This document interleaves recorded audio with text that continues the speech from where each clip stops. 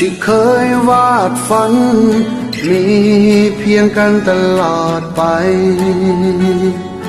คำสัญญา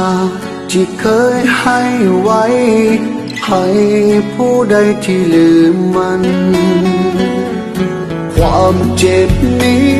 ที่เจ้านั้นฝากไว้ควา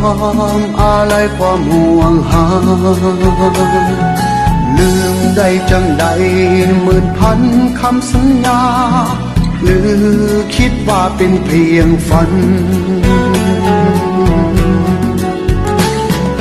เมื่อมาพบแล้วก็มาจากแสนลำบากน้ำตาใจก็อาจฝืนแล้วเจ้าเอาไว้ปล่อยเจ้าไปตามปรารถนา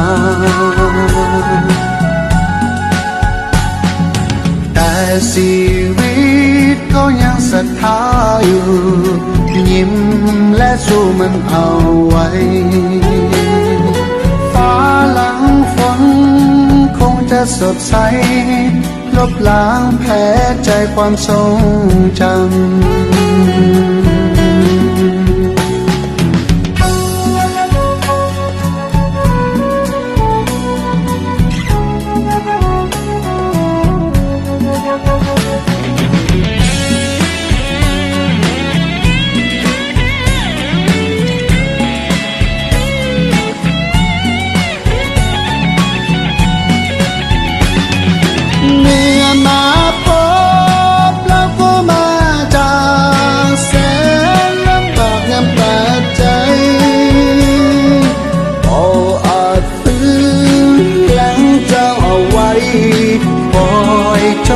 ตามปรารถนา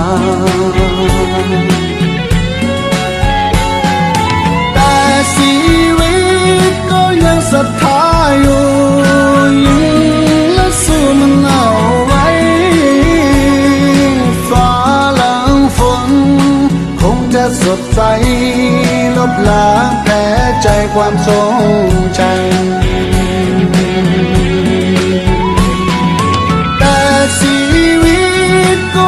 ศรัทธาอยู่ยิ้มและสู้มันเอาไว้ฟ้าหลังฝนคงจะสดใสลบล้างแผล